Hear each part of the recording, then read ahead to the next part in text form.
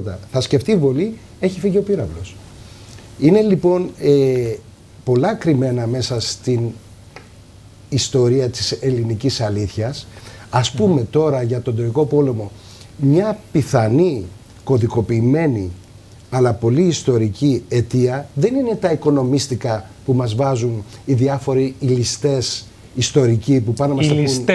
Υλικό, όχι οι ληστές. Όχι, οι ληστές οι οποίοι όλα τα παρουσιάζουν με ένα οικονομιστικό τρόπο. Ότι όλοι οι πόλεμοι γίνονται για την οικονόμα. Με συγχωρείτε που το λέω έτσι, αλλά δεν αντέχω. Όχι, γίνονται και για τον πολιτισμό. Γιατί στο τέλος για τον Έλληνα, ο πολιτισμός, ο πολίτης και έννοια του πολίτου και του πολιτισμού είναι αυτό που κυριαρχεί. Θα σας διακόψω γιατί τώρα είναι μια καλή ευκαιρία. Θα επανέλθουμε στο θέμα, κυρία Μπρέκα. Πρέπει να πάμε αμέσως να δούμε το επόμενο ρεπορτάζ. Είναι ένας άνθρωπος ο οποίος έχει βραβευτεί με Πούλιτζερ ιστορίας. Γιάννη, σε παρακαλώ, μισό λεπτό να πω μόνο αυτό. Θέλω λοιπόν να πω ότι η ωραία Ελένη μπορεί να είναι ωραία Σελένη, γι' αυτό θα συμβεί. Η ωραία Σελήνη, που είναι μια παράδοση της λατρείας της Ελλήνης, η οποία εκεί μπορεί να έχουν γίνει τα πράγματα και όντως αυτή η παράδοση που είναι θρησκευτικό-πολιτική να εκλάπει σαν ιδέα. Μείνετε σε αυτό. Πάμε λοιπόν, όπως προείπα, σε μια συνέντευξη που κάναμε με τον βραβευμένο με Πούλιτζερ ιστορίας, τον κύριο Έντουαρτ Λάρσον. Είναι καθηγητής νομικής και αμερικανικής ιστορίας, ο οποίος μας λέει χαρακτηριστικά ότι η Ελλάδα είναι η βάση του ευρωπαϊκού πολιτισμού και αν θέλουμε κάτι να πετύχουμε, σίγουρα πρέπει να τρέξουμε σε αυτήν. Πάμε. I was trying to draw on the Greek roots, which are in so many ways the Greek values, Greek culture are rooted in Western civilization. And Plato and others talked about how we can design better people, how we can redesign ourselves. And some talked about how we shape ourselves through culture and training. But in the Republic, Plato also talked about better breeding, how we can breed a better race of people. You've actually used the word to breed a new race or another race or better improve a race.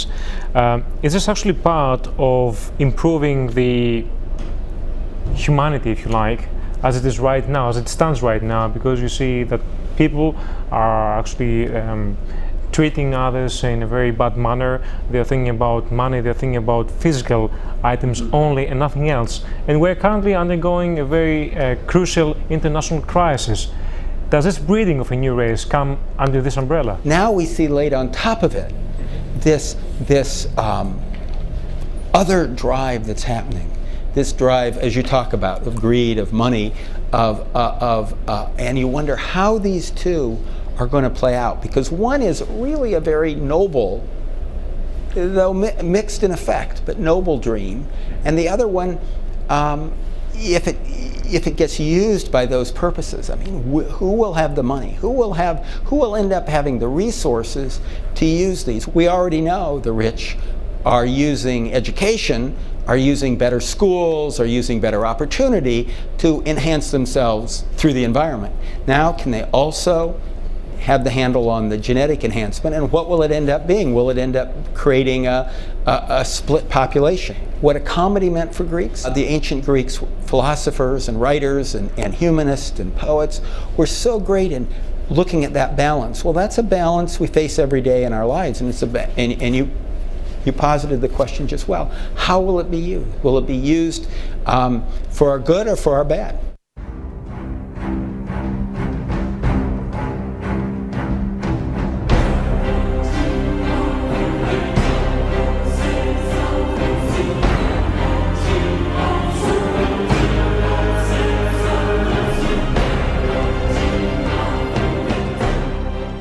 What do you think is the role of the ancient Greek civilization in the global crisis, whether this is economic, moral, humanitarian, or even political? So many ways this crisis that we're talking about now comes out of short-sightedness, of people not living up to the values that are inherent in our civilization. And our values come from different sources, but there's been no greater source of our philosophical values throughout all of Western civilization than from the Greeks.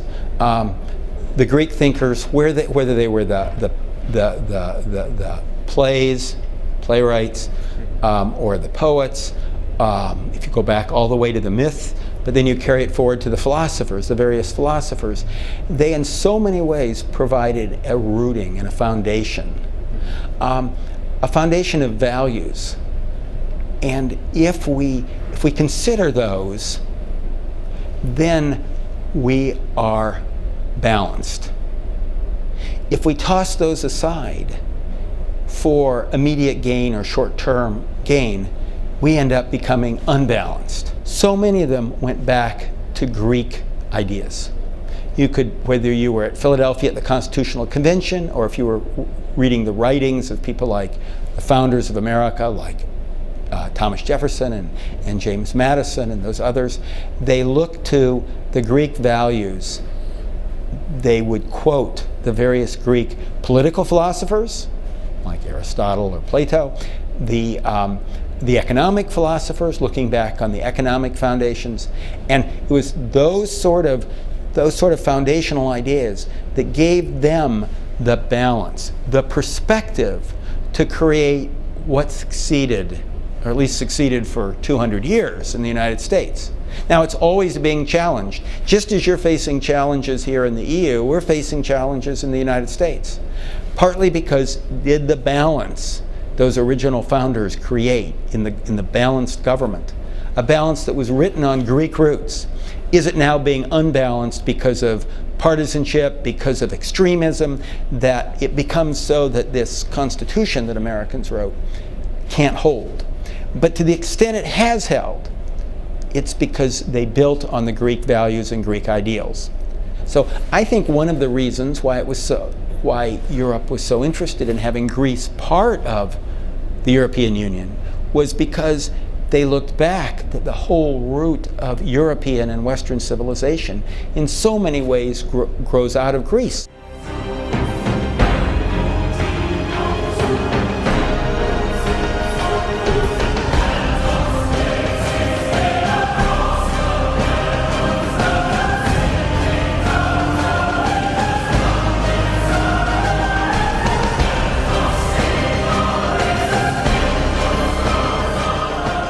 If we look back in history, we will actually locate or identify better world wars that were tipping points for the humanity in general.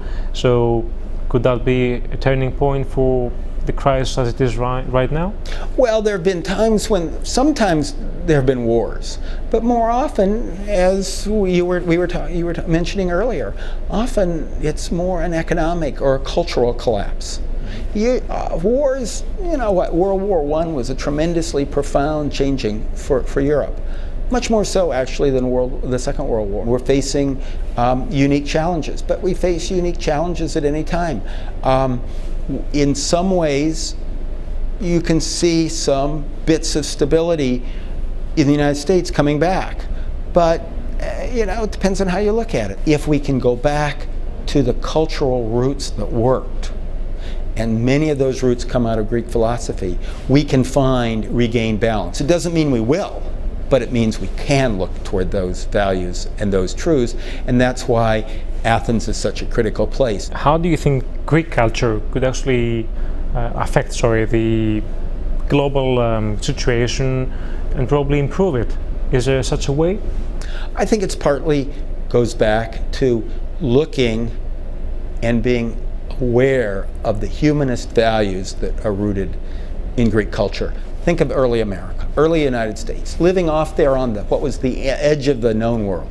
I mean, think Europe was the center seemed like the center of Western civilization then, and the United States was just this little band of isolated settlements just on the coast. And yet, the leaders in those countries, leaders in those little colonies, those isolated colonies that were so remote, they all could read Greek. They all could read Greek. And they read the original Greek. You can read the diaries of people like George Washington and Thomas Jefferson. And written in Greek, you mean? If you read their diaries, right, they will say he gets up at 4 o'clock, and every day from 5 to 6, he reads Greek, in Greek. Every day he would read the Greek classics in Greek.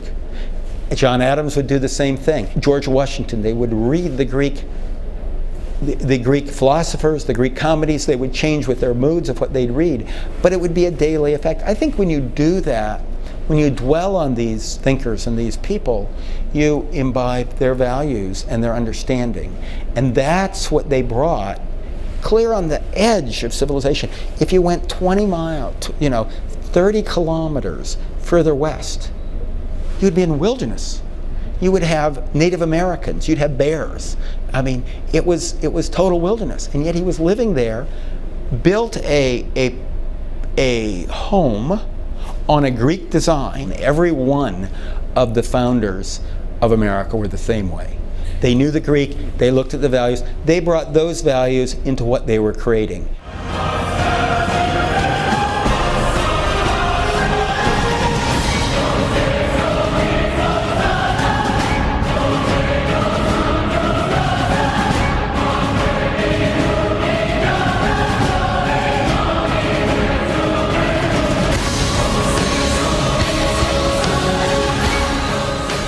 You become a different sort of person if you're doing that, helter-skelter, or if you're sitting there taking the time. And it's not that these people weren't doing anything. He had to maintain a plantation.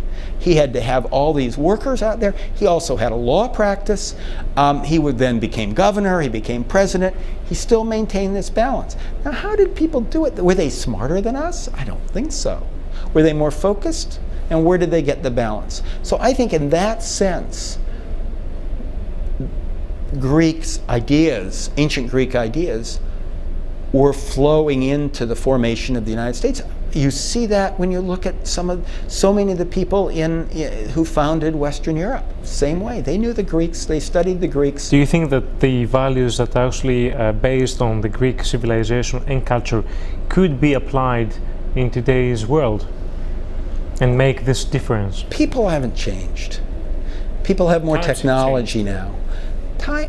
How have times changed? We have more technology, we have more power, but humans are still the same. And so the type of values, the type of concerns that were dealt with in the great Greek tragedies are the same tragedies we face today.